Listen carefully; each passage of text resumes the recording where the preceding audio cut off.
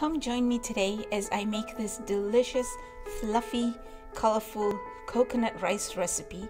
This recipe comes to you from a lifelong rice eater and a rice aficionado. I've even been called a rice snob. So let's get started.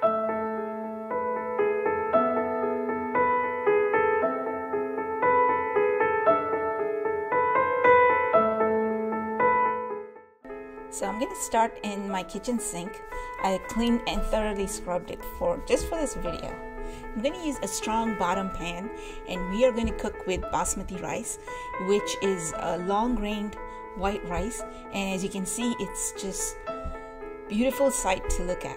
Now this rice has a lot of tips and tricks if you want to cook it just perfectly fluffy. So I'm going to show you what I do and have been doing my whole life.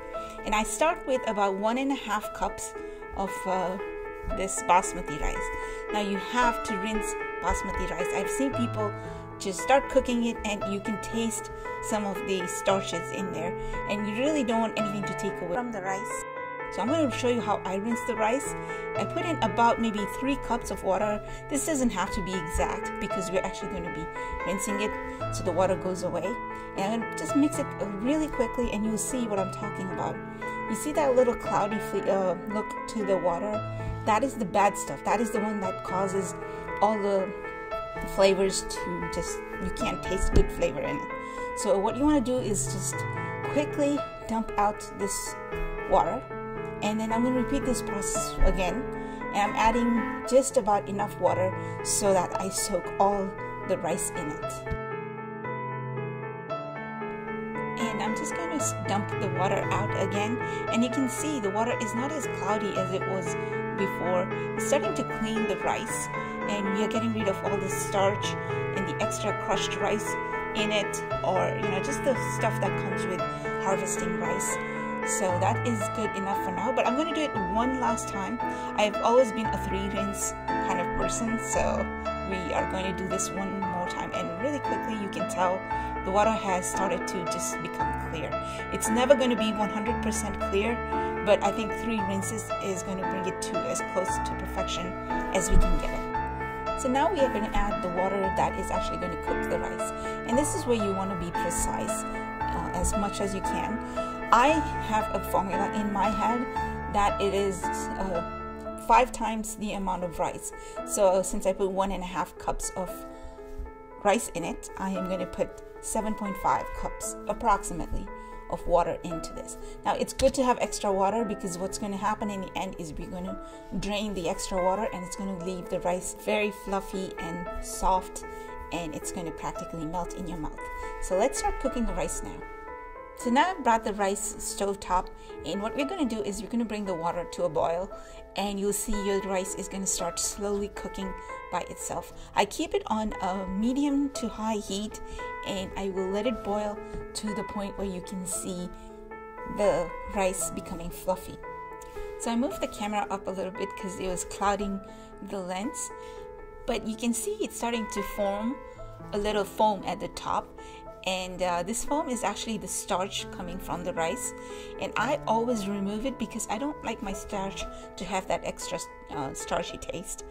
And so I'll take it off. I'll skim as much as I can throughout the rice cooking process. Now this is not necessary, but I highly recommend that you do it. I also stir frequently because I don't like rice sticking at the bottom. It kind of takes away from the taste of the rice. Plus that rice is actually something you can't eat, so you have to throw it away. So let's take a look and see. Look at that. Isn't that cute and so delicious? But it's not ready just yet. I think I'll give it another 2 more minutes to finish cooking. And it is done. As you can tell that it is about 3 times its original size, and it is soft, fluffy, and moist, and it is perfect in every way. And you can test it by just crushing 1 rice grain and seeing how it looks. It should easily crush in your fingers, and it takes no effort at all. So one last step left, and that is to drain out the excess water. And it's really very simple. All you need is a strainer and a bowl. So here I have the strainer ready. as well as the bowl, and I'm just going to dump the rice on the strainer, and the water is going to collect at the bottom and the rice at the top. And I don't know if you can tell, but it is just the most perfect rice I've ever cooked. It's individual grains, which is what I like in my rice. There are no clumps, and it is soft. There is no sign of mush anywhere, which really ruins the taste of any recipe that you put the rice in. So this rice is now ready to be turned into coconut rice. So I'm going to start by putting oil to a very strong bottomed pan, a stainless steel pan, and this is maybe about 1 tablespoon worth of extra virgin olive oil. And now I add the peas. These are actually frozen peas that I thawed, which is completely something I don't recommend. I never recommend thawing vegetable, but since we are actually cooking peas by themselves, it's a good idea to thaw them. So I did a quick coating of the peas with the oil, and now I add the salt to it. Now I'll give it a quick stir to make sure the salt and the peas are well coated, and I'm going to cook them for maybe about 3 to 5 minutes, and I'll make sure that they don't brown or they don't lose their color or they don't turn crispy. So now we're ready to mix the rice and the peas, and we're just going to do one quick fluff test and make sure they are still fluffy. And yes, they do look like they're fluffy, so we are ready to add the peas to it. Now I'm going to dump the peas into a little well that I made in the rice itself, and then we are going to add all the remaining ingredients to it.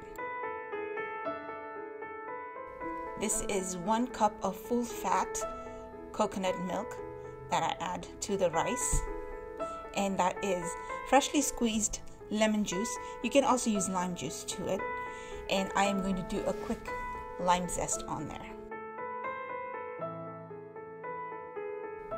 And now I'm going to stir it to make sure all the ingredients are completely blended together. You really want to be very gentle here because the rice is going to get mushy if you stir too hard, and you also want to make sure that the rice doesn't start to clump up. And as you can tell, that is the perfect cooked rice with peas in it. So this is actually my favorite way to cook coconut rice. You can put any amount of ingredients after this. You can add tofu, which I really love, or you can add mixed vegetables to this, and just go nuts. Choose whatever you want with this recipe. So the rice water is actually very nutritious. It has a lot of the starch and some of the good stuff that comes with rice. Now, a lot of Eastern cultures have used it for beauty and skin care. Like, for example, they'll put it in their hair, they'll make face masks out of it. Personally, I like to use it in curries or maybe even as a broth substitute in soups. I even tried it as a smoothie ingredient, and it actually made the smoothie taste much better. So there's so much you can do with this. I urge you not to throw it away and to find some good use for the rice water. So I hope you like this recipe. You can find it at healingtomato.com/coconut-rice-recipe. Please come back next week as we will make something new together, and I hope to see you then.